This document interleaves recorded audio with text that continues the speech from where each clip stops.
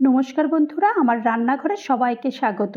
আজকে এই পেঁয়াজ আর ভেন্ডি দিয়েই দারুণ সুন্দর একটা রেসিপি তৈরি করব। আশা করি তোমাদের এই রেসিপিটা ভীষণ ভালো লাগবে। আর ঘরে তো সবারই মোটামুটি পেঁয়াজ তো থাকেই, আর ভেন্ডি যদি থেকে থাকে তাহলে এই রেসিপিটা বানিয়ে নিতে পারো। তো চলো দেরি করব না, কিভাবে বানিয়েছি সেটা দেখে নিই। প্রথমেই আমি এখানে 250 থেকে 300 গ্রাম মতন ভেন্ডি নিয়ে নিয়েছি। ভেন্ডিগুলো বেশ লম্বা বলে বা একটু সাইজে বড় বলে সেই কারণে ভেন্ডিগুলোকে এই দু সাইডটা কেটে নিয়েছি। কেটে নেওয়ার পরে তারপরে এটাকে দু টুকরো করে কেটে নিয়েছি। তো আর এখানে দুটো পেঁয়াজ নিয়েছি, এই মিডিয়াম সাইজের দুটো পেঁয়াজ নিয়েছি। এই দুটো পেঁয়াজকে একটু চারফালা করে নিয়েছি। চারফালা করে নেওয়ার পরে তারপরে যেই পেঁয়াজের যে পাপড়িগুলো থাকে সেইগুলো একটা একটা করে সব খুলে নিয়েছি। এগুলো বেশি খুলতে তো সময় লাগে না, তবে একটুখানি এই রকম সাইজের নিলেই ভালো হয়। বেশি বড় সাইজের নিলে তাহলে কিন্তু পেঁয়াজগুলো আবার একটু খুব বড় সাইজের হয়ে যাবে।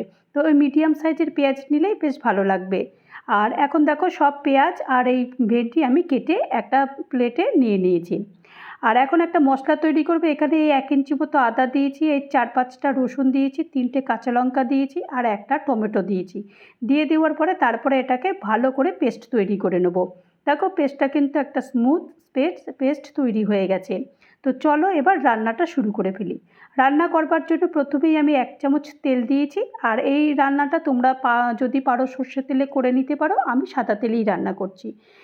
তেলটা গরম হয়ে যাওয়ার পর তারপরে এই ভেন্ডি আর পেঁয়াজ একসঙ্গেই দিয়ে দিয়েছি।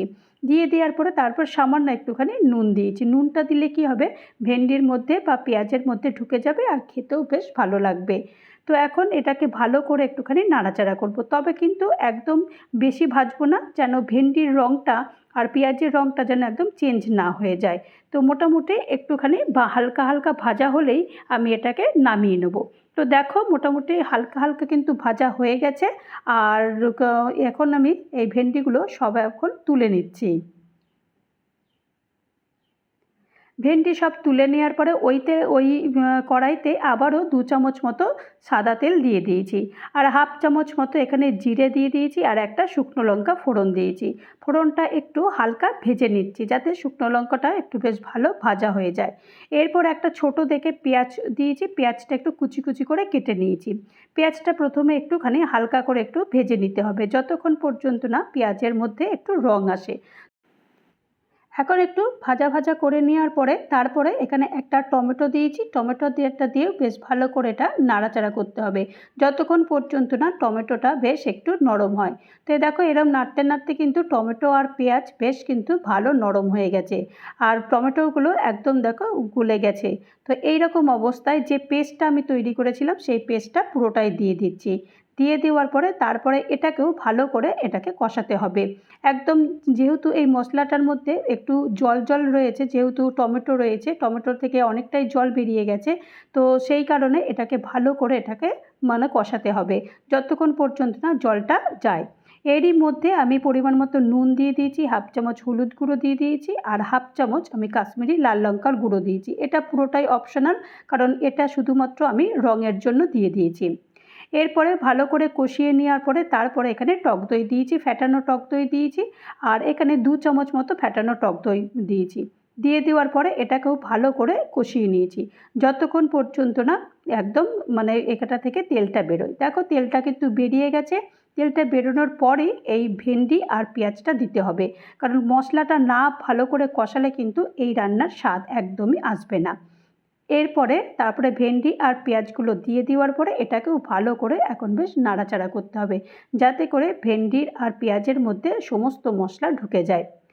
এরপরে তারপরে পরিমাণ মতো জল দিয়েছি। জলটা কিন্তু একদম অল্প দিতে হবে, কারণ এই রান্নাটা কিন্তু একদম মাখো মাখো হবে বা শুকনো হবে, এটা কিন্তু একদম ঝোল হবে না। তো সেই কারণে একদমই কম পরিমাণের জল দিতে হবে। নেড়ে চেড়ে দিয়েছি, নেড়ে চেড়ে দেওয়ার পরে এটাকে ঢাকনা বন্ধ করে দেবো এই 5 মিনিটের জন্য। 5 মিনিট পর দেখো জলটা পুরোটাই শুকিয়ে গেছে আর রান্নাটা কিন্তু এই রকমই হবে, খুব একদম শুকনো তাও নয় আবার ঝোল একদম তাই না, ঠিক এই রকম মতো রান্নাটা তৈরি হবে। এখন একটু ওপর থেকে ধনেপাতার কুচি ছড়িয়ে দিয়েছি, ব্যাস আর কিছুই নয়। খুব তাড়াতাড়ি দেখো কত সুন্দর একটা রান্না তৈরি হয়ে গেল।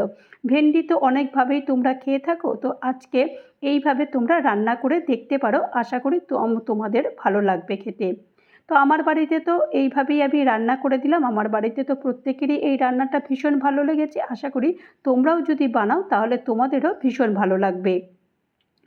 তো আশা করি তোমাদের ভালো লেগেছে। তো এই রেসিপিটা যদি তোমাদের ভালো লাগে তাহলে অবশ্যই একটা লাইক করো, কমেন্ট করো, পারলে আমার চ্যানেলটা সাবস্ক্রাইব করে আমার পাশে থেকো। আর যারা নতুন বন্ধু হয়ে আমার চ্যানেলে ভিজিট করেছো তাদেরকে অজস্র ধন্যবাদ। আর যারা এখনও পর্যন্ত আমার চ্যানেলটা সাবস্ক্রাইব করোনি তাদেরকে অনুরোধ করব চ্যানেলটা সাবস্ক্রাইব করতে। নমস্কার।